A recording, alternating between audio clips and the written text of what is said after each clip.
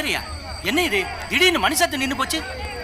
ஐயா கருப்பு, யாரையாது என்னையாவது விளையாட்டு? யாரா இருந்தாலும் சரி, ஒரு கை பாத்துருவோம் வாங்க.